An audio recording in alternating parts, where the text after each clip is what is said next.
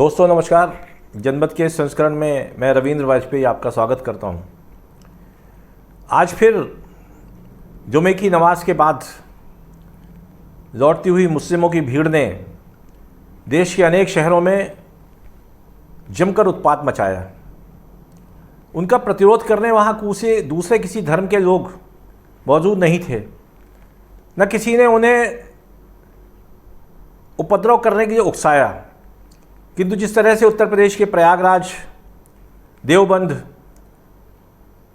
सहारनपुर, झारखंड में रांची, कोलकाता के पास हावड़ा, मध्य प्रदेश के छिंदवाड़ा और ऐसे ही अन्य शहरों में जुमे की नमाज से बाहर निकलने के बाद भाजपा नेत्री नूपुर शर्मा द्वारा कुछ दिनों पहले दिए गए एक विवादास्पद बयान को लेकर के जिस तरह से मुस्लिम समुदाय ने अपना विरोध व्यक्त किया, पत्थरबाजी की, पुलिस बल के ऊपर हमले किए, उनके वाहन जलाए, वहाँ राह में जिन लोगों के वाहन खड़े थे उन्हें तोड़ा फोड़ा। अब ये सवाल ये है कि देश के जो मुस्लिम मौलाना हैं या ओवैसी जैसे मुस्लिम नेता, अब उनसे ये पूछा जाए कि जिस तरह की पत्थरबाजी हुई है, अतीत में जब कश्मीर में आतंकवाद अपने चरम पर था और आतंकवादी AK-47 लहराते हुए खुलेआम घूमा करते थे, तब आप लोगों ने देखा होगा टीवी चैनलों के माध्यम से कि पाकिस्तान के झंडे हाथ में लिए हुए जुमे की नमाज के बाद मस्जिदों से निकलती हुई भीड़ पाकिस्तान जिंदाबाद, कश्मीर को चाहिए आज़ादी, हिंदुस्तान मुर्दाबाद जैसे नारे लगाती थी। उसके बाद कश्मीर में हुर्रियत कॉन्फ्रेंस के जो नेता मर गए, गिलानी, उन्होंने कश्मीर के नवयुवकों को सुरक्षा बलों के ऊपर पत्थर फेंकने की एक आदत सिखाई। और जैसा कहा जाता है कि इस पत्थरबाजी के लिए उन्हें बाकायदे उसी तरह से पैसे मिला करते थे जिस तरह से दिहाड़ी मजदूरों को मिलते हैं। बीते कुछ समय से हमने ये देखा कि पत्थरबाजी का ये जो तरीका है ये कश्मीर से निकल कर देश के अन्य भागों में फैल गया। बीते कुछ महीनों में जहाँ भी फसाद हुए, दंगे हुए, चाहे वो राजस्थान का करौली हो, मध्य प्रदेश का खरगोन हो, दिल्ली का जहांगीरपुरी हो, और अब जो दंगे हम बीते कुछ दिनों में देखें कानपुर के, आज प्रयागराज में, रांची में, हावड़ा में, सब जगह आपको एक चीज़ जो है वो सामान्य दिखेगी कि नमाज से निकले हुए मुस्लिम खास करके नौजवानों ने पत्थरबाजी शुरू कर दी, आगजनी शुरू कर दी, लूटपाट शुरू कर दी। अब जहाँ तक सवाल नूपुर शर्मा के बयान के विरोध का है, तो नूपुर शर्मा के बयान का विरोध करने का ये कौन सा तरीका है? और यदि ये तरीका है तो फिर मुझे ये सवाल पूछना ही पड़ेगा उन मुस्लिम उलेमाओं से, मुल्ला मौलवियों से और ओवैसी जैसे मुस्लिम समाज के स्वयंभू नेताओं से कि फिर आतंकवाद क्या है। कश्मीर में आतंकवाद की जड़ें मस्जिद से जुमे की नमाज पढ़ने के बाद निकली हुई भीड़ के माध्यम से ही जमती गई। और जब वो भीड़ जिसे किसी ने रोकने का प्रयास नहीं किया, सुरक्षा बल भी असहाय खड़े रहे, क्योंकि इतने बड़े जनसमूह पर यदि वो गोली चलाते तो वो कल को सुरक्षा बलों के ऊपर जो है जेनोसाइड का, नरसंहार का आरोप लग जाता। उन्हें संयम बरतने की सलाह दी गई थी और जिसका अनुचित लाभ उठा करके कश्मीर में आतंकवाद के बीज जो हैं चारों तरफ फैलते चले गए। और फिर क्या हुआ, ये बीते 1, 1.5, 2 दशक से भी ज़्यादा लोग पूरे देश ने देखा और भोगा। मुझे लगता है कि कश्मीर में धारा 370 हटने के बाद जिस तरह से सुरक्षा बलों ने वहाँ पर शांति स्थापित की है और धीरे धीरे ही सही आतंकवाद और अलगाववाद की जड़ों पे प्रहार किया जा रहा है, उनमें मठा डाला जा रहा है, उससे विचलित होकर के अब जो राष्ट्र विरोधी ताकतें हैं उन्होंने आतंकवाद का विकेंद्रीकरण करने का फैसला लिया और निरंतर इसके बहाने ढूंढा करते हैं। करौली में क्या हुआ, खरगोन में क्या हुआ और जहांगीरपुरी में क्या हुआ, इन तीनों जगह किसने हिंदुओं की धार्मिक यात्रा पर हमले किए और हमले किए तो तीनों हमलों में एक रूपता कैसे दिखाई दी। ऐसा लग रहा था जैसे हमलावरों को किसी ने इस बात की ट्रेनिंग दी हो, पूरा प्रशिक्षण दिया हो कि आपको दूसरे धर्म के आयोजनों पर किस तरह पत्थरबाजी करना है, किस तरह हमले करना है और उसके बाद किस तरह से दंगे और फसाद की स्थिति पैदा करना है।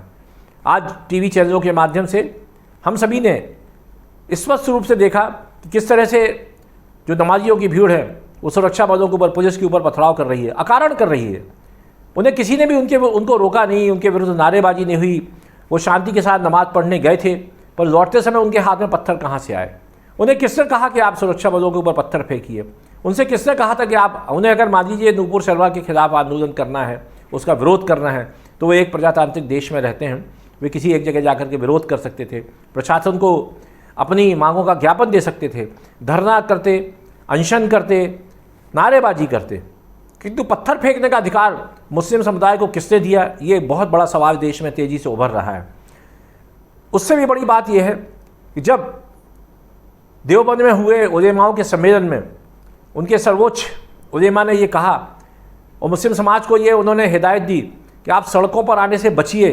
क्यों बचिए? वरना आपके जो विरोधी हैं वो अपने मकसद में कामयाब हो जाएंगे।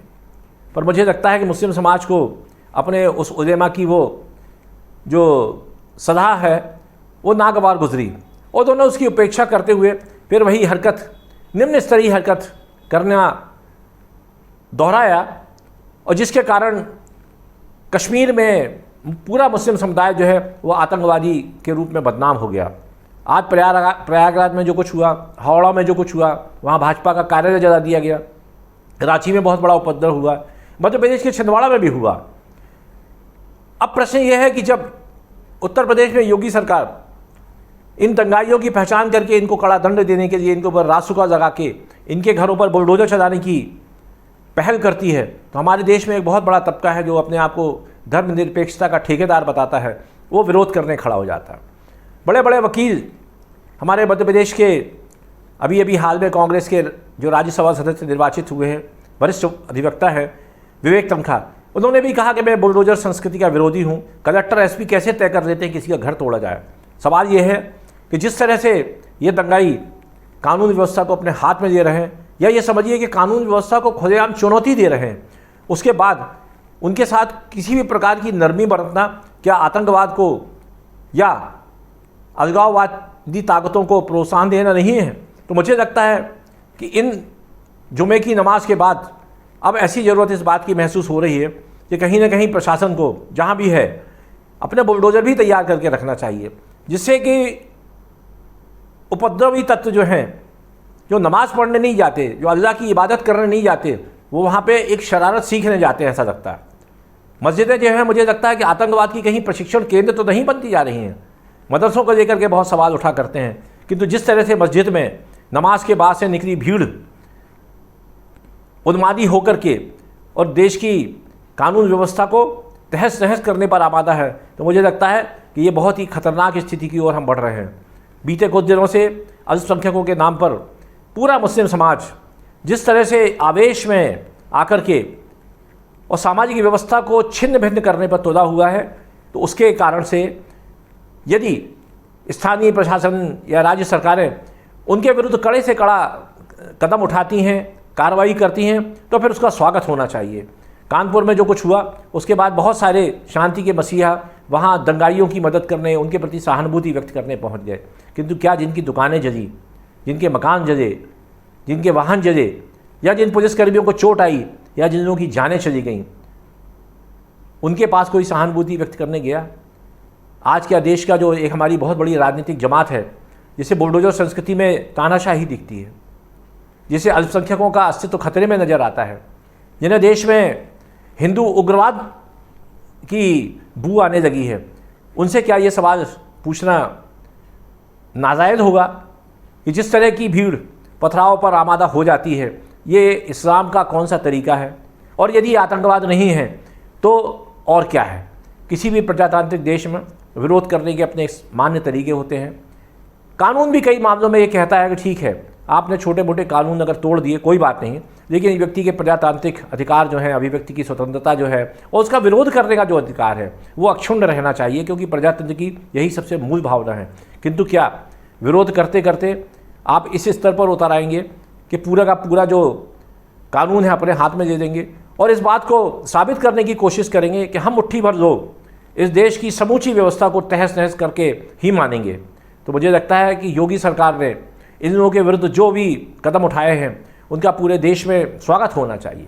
अब रही बात यह कि कुछ लोग बात तो ये करते हैं कि हम एक गंगा जमुनी संस्कृति में रहते हैं, पर गंगा जमुना के संगम वाले शहर प्रयागराज में आज जिस तरह से गंगा जमुनी संस्कृति पर प्रहार करने की कोशिश इन नमाजियों ने की, तो मुझे लगता है कि ये गंगा जमुनी संस्कृति का जो दावा है या इसका जो आह्वान है, ये पूरी तरह से ढकोसला है।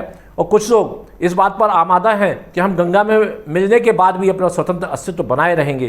तो ऐसे लोगों के लिए फिर यही कहना वाजिब होगा कि यदि वो इसी बात पर आमादा हैं और उन्हें लगता है कि उनके विरुद्ध बुलडोजर संस्कृति ही कारगर है, तो फिर ये बात उन्हें भी ध्यान रखना चाहिए कि जातों के भूत बातों से नहीं मानते हैं, तो फिर जातों का उपयोग करना ही पड़ेगा।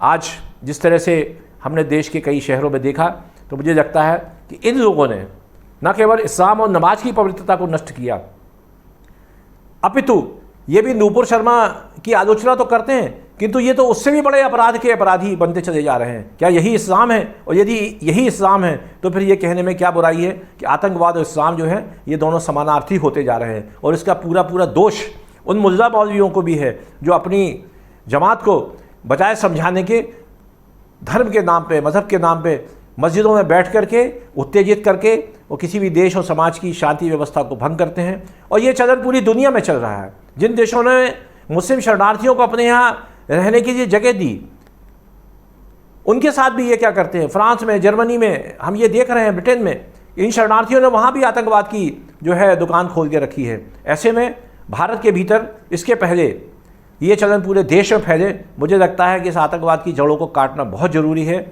और ये जुम्मे की नमाज और पत्थरबाजी एक चलन बन के हमारे देश में कायम न हो जाए, ये देखना हर राज्य सरकार का, चाहे वो किसी भी पार्टी की हो, प्राथमिक दायित्व है। क्योंकि यदि इसकी प्रतिक्रिया कहीं शुरू हो गई, फिर मुझे लगता है कि देश को आग में जलने से कोई नहीं रोक पाएगा और वो दिन निश्चित रूप से बहुत दुर्भाग्यपूर्ण होगा।